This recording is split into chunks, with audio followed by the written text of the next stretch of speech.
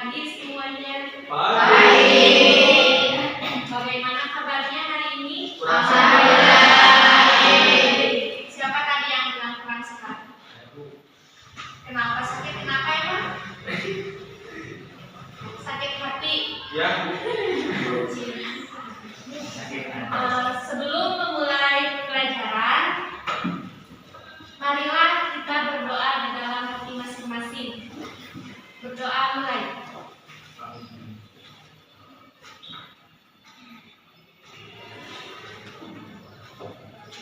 Berdoa selesai. Untuk pertemuan kita hari ini, apakah ada yang tidak hadir? Siapa yang tidak hadir? Oh, belum masuk kelas? Hadir, oke, kembali belum masuk. Temannya yang masih di luar, tolong itu ya, dihubungi kembali.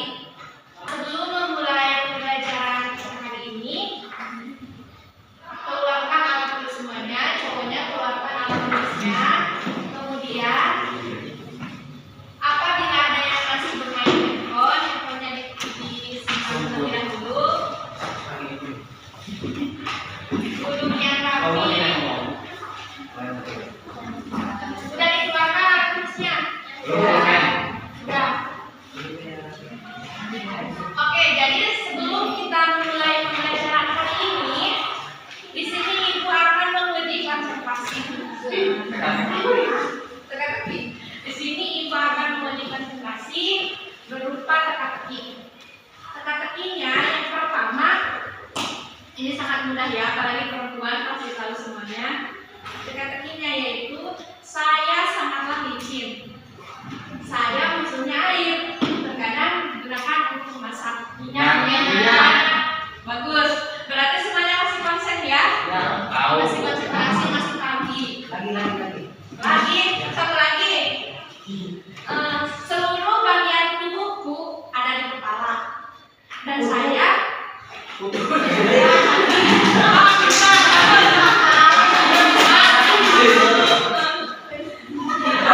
teka-tekinya ditunda. Berarti semuanya tandanya masih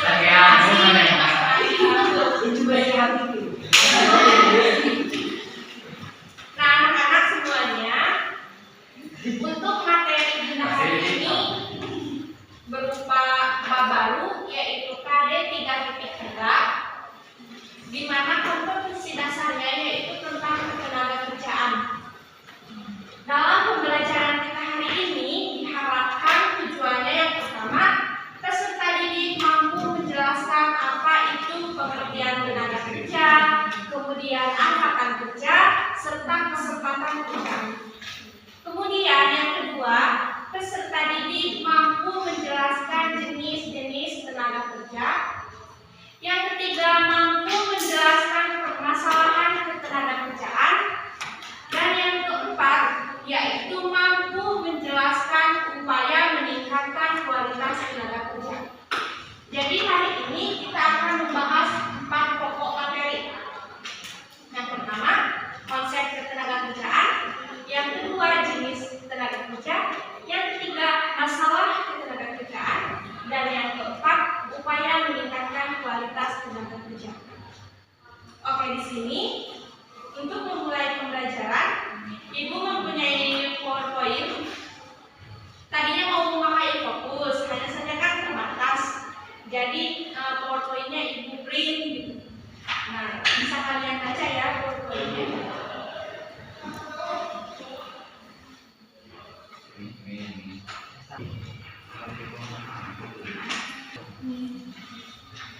Oke, semuanya kan sudah dipegang ya PowerPoint-nya. Nah, sekarang di sini Ibu akan menjelaskan mengenai konsep ketenagakerjaan.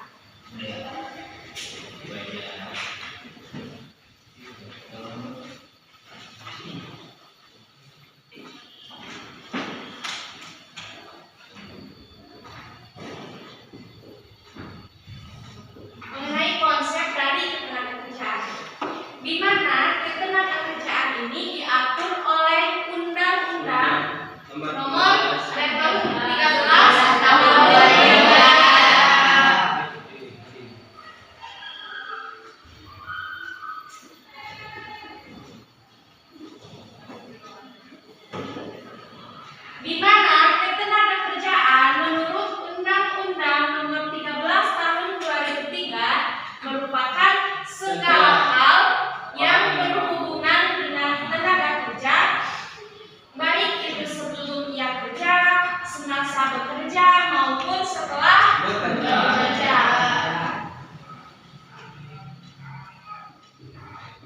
Kemudian dari ketenagakerjaan ini ada yang disebut dengan tenaga kerja.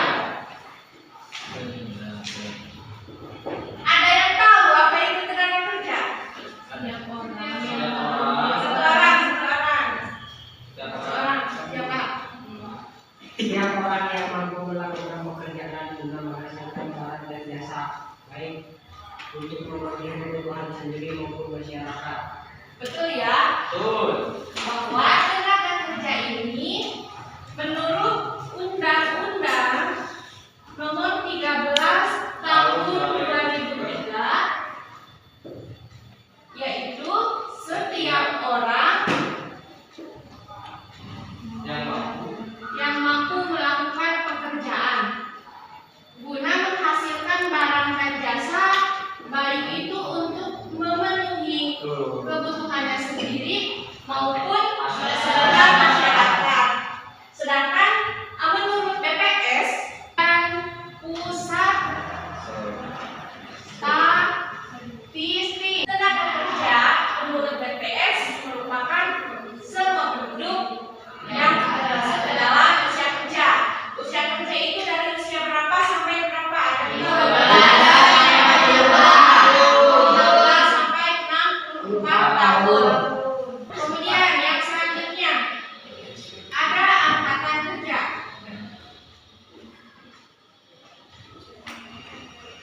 Ini juga sama menurut BPS. Angkatan kerja menurut BPS ini yaitu Mahasiswa. contoh. Angkatan kerja menurut BPS yaitu semua penduduk, baik itu perempuan maupun laki-laki yang sedang bekerja mau mencari kerja. Yang bukan termasuk angkatan kerja, ada yang tahu? Yang bukan termasuk angkatan kerja. SD. Belajar, ya belajar, mahasiswa, Ibu rumah tangga. ibu rumah tangga, kemudian kita lanjut ke pengertian dari kesempatan kerja. Menurut kalian, kesempatan itu apa? Peluang. Peluang, betul ya.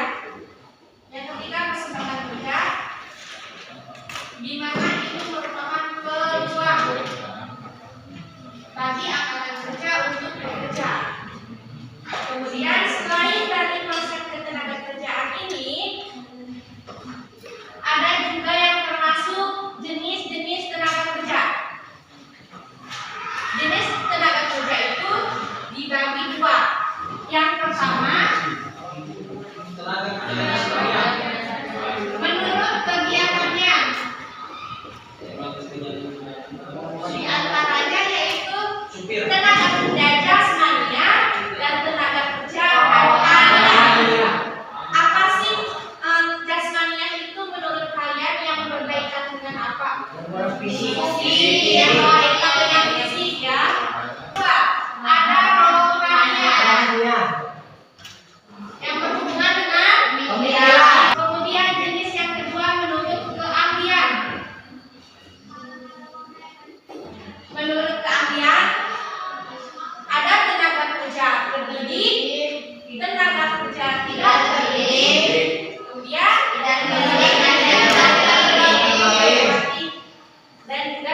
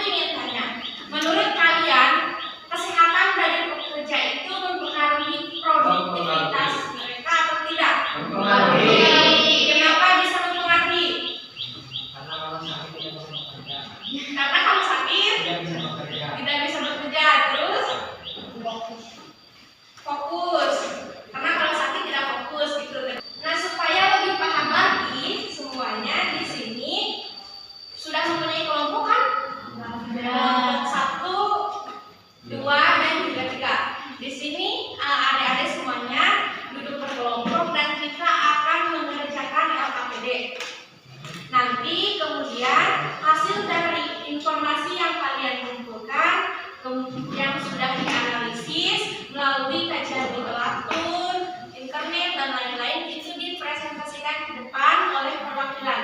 Nah, Sandra. Kemudian apabila ada yang ingin ditanyakan, apabila ada yang ingin ditambahkan, kalian bebas mengeluarkan argumennya masing-masing. Nah, ini untuk kelompok 1,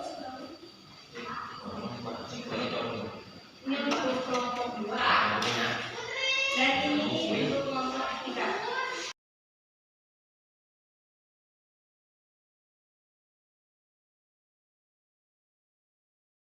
Semuanya sudah selesai?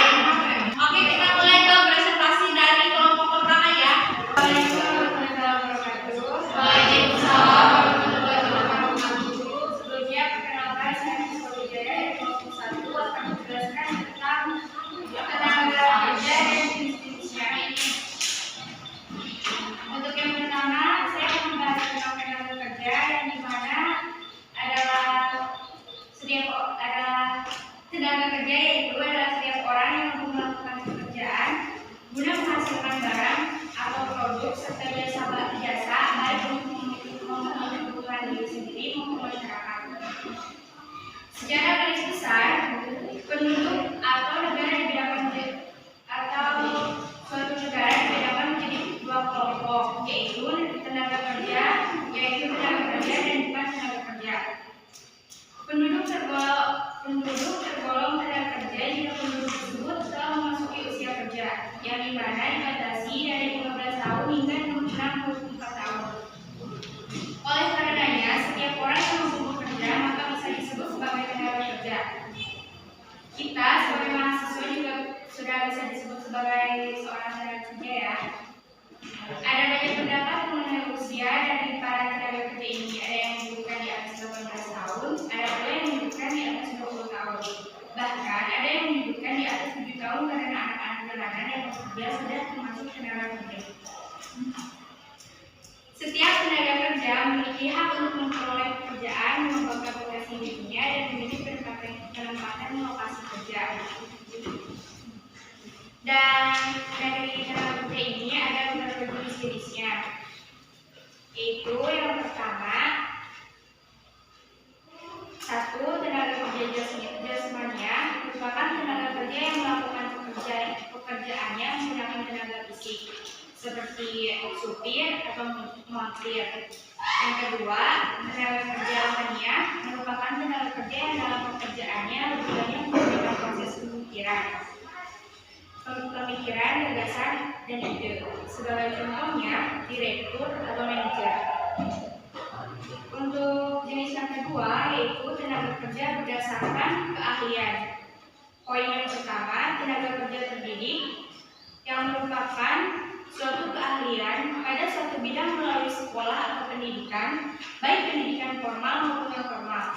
Untuk contohnya, yaitu pengacara, dokter, dan lain-lain. Poin kedua, tenaga kerja tidak terdidik merupakan tenaga kerja yang memiliki keahlian dalam bidang yang tertentu. Didapat pengalaman kerja seperti supir, tukang masak, melukis, dan lain-lain. Dan untuk poin terakhir, yaitu tenaga kerja tidak terdidik dan tidak terlatih. Merupakan tenaga kerja yang bekerja mengandalkan tenaga saja.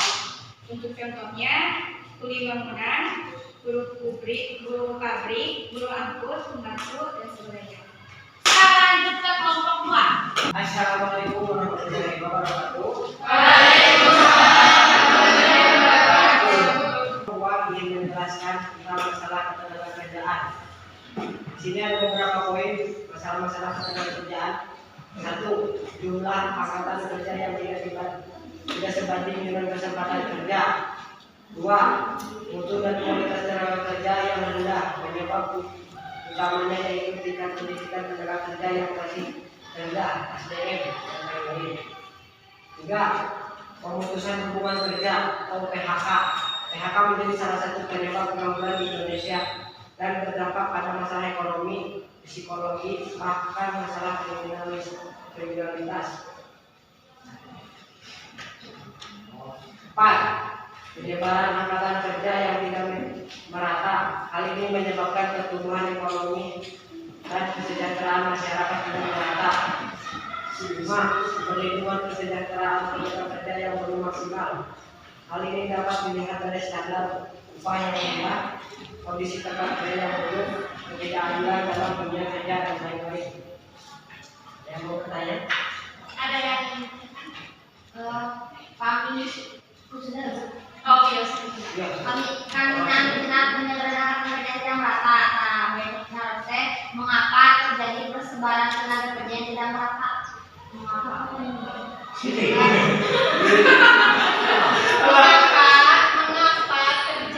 penyebaran tenaga kerja yang tidak merata? Ini menjawab karena tingkat level manusia itu berbeda-beda ya tingkat.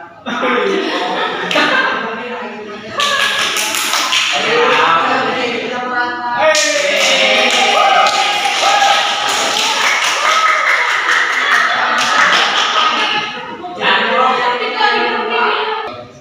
Pak Bidin. Ya. Bagaimana cara mengatasi masalah tenaga kerjaan? Oke, saya ingin jawab. Cara mengatasi masalah ketenagakerjaan, menyusun dan mengawasi pelaksanaan berbagai peraturan ketenagakerjaan seperti UU Nomor 20 Tahun 1999 tentang distribusi dalam pekerjaan dan jabatan, meningkatkan kualitas dan produktivitas tenaga kerja seperti penyelenggaraan pelatihan, mengembangkan kesempatan kerja dalam industri, perlindungan tenaga kerja, membina hubungan industri dalam negeri dan internasional. Sekian. Bagaimana Puspa? Bagaimana? Baik. Oh, sudah. Apakah ada yang ingin ditanyakan lagi? Ya, Saya bertanya, kan dina masalah ketenaga kerjaan teh aya pemusatan hubungan kerja atau PHK. Lantas terbuktinya kami berdampak pada ekonomi mah, terus pasti ai kami hubungan ada PHK san psikologi. silakan. Karena dari PHK itu bisa menyebabkan stres, otak putus stres. Ada yang ingin menambahkan jawabannya lagi? Lalu, Sudah. Bagaimana Setro? Sudah. Sekian, terima kasih. Penjelasannya sudah sangat sulit sekali dalam presentasinya. Kemudian kita masuk ke kelompok terakhir. Yaitu dari kelompok ketiga. Assalamualaikum warahmatullahi wabarakatuh. Waalaikumsalam warahmatullahi wabarakatuh.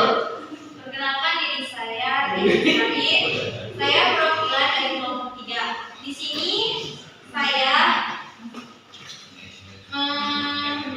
saya akan menjelaskan upaya meningkatkan kualitas tenaga kerja. Di sini ada 5 poin. 1. Meningkatkan kualitas pendidikan. Hal ini dilakukan agar tenaga kerja dibekali dengan keahlian, keterampilan, dan pengetahuan. Poin 2. Meningkatkan kualitas kesehatan masyarakat. Tingkat kesehatan mempengaruhi produktivitas tenaga kerja, seperti bisa dilakukan dengan perbaikan gizi, jaminan sosial kesehatan, dan lain-lain. Poin 3. Menyelenggarakan program pemagangan. Pemagangan ini bertujuan meningkatkan pengalaman dan profesionalisme yang dibentuk melalui pelatihan kerja. Poin 4. Memberdayakan balai latihan kerja secara optimal. Poin terakhir, mempercepat sertifikat profesi tenaga kerja. Program ini dilakukan oleh Badan Nasional Sertifikasi Profesi atau BNSP di bawah pengawasan Kementerian Ketenagakerjaan. Program ini dilakukan dengan membuat sistem pelatihan berpadu dengan sistem sertifikasi kerja sehingga kompetensi, keterampilan, dan keahlian kerja yang dimiliki tenaga kerja di Indonesia diakui pasar tenaga kerja baik di dalam maupun di luar negeri. Dari sini ada yang bertanya? Siapa namanya yang bertanya?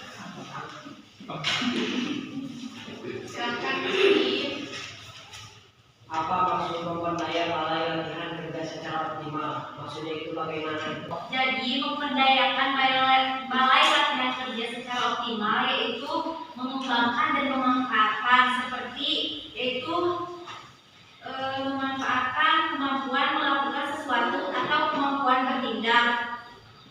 Terus kekuatan tenaga kerja yang menyebabkan sesuatu bergerak dan sebagainya. Jadi intinya gini ya, memperdayakan balai latihan kerja. Kan balai latihan kerja merupakan tempat mengembangkan keterampilan dan keahlian kerja yang langsung dikaitkan dengan bidang kerja tertentu, kan? Ada yang ingin menambahkan lagi? Tidak. Tidak. Oke, ada yang ingin bertanya kembali? Tidak. Oke, terima kasih kepada kelompok 3. Tepuk tangan untuk kelompok 3. Dari pertemuan kita hari ini, apakah ada yang ingin menyimpulkan satu orang? Hari ini kita belajar apa saja? Masalah kerja. Masalah ketenaga satu orang. Konsep ketenaga kerjaan, kemudian Jenis jenis tenaga kerja, masalah ketenaga kerjaan, cara mengatasi masalah, dan juga upaya meningkatkan kualitas tenaga kerja. Betul ya? Nah, jadi di sini Ibu dapat simpulkan dari hasil diskusi kita hari ini bahwa hari ini kita telah mempelajari apa itu konsep ketenaga kerjaan, jenis-jenis, masalah, kemudian upaya meningkatkan kualitas dari tenaga kerja itu sendiri. Kemudian tadi ada yang bertanya, apa sih kaitannya PHK dengan psikologis? Betul ya, menurut Prof. Udin, bahwa dengan kita di PHK, kan itu akan menguji mental, menguji jiwa gitu kan, akan stres memikirkan, misalkan ada ya misalkan karena tuntutan banyak utang, kemudian banyak keinginan untuk memenuhi kebutuhan, sedangkan dia tidak bekerja kan, otomatis dia akan stres. Dan bahkan orang yang dengan kejiwaannya rendah ataupun dengan kejiwaannya yang lemah itu akan mengakibatkan putus asa untuk hidup seperti bunuh diri. Nah, ada yang ingin ditanyakan lagi nggak untuk materi saat ini? Tidak ada. Nah, di sini Ibu punya kuis, dan Ibu kasih 3 menit. Ibu kasih 3 menit untuk mengerjakan kuis ini. 1 menit lagi ya kuisnya. Yang benar bentukkan ke depan. Waktu kuisnya dihitung dari 10. Ibu 9, 8, 7, 6, 5, 4,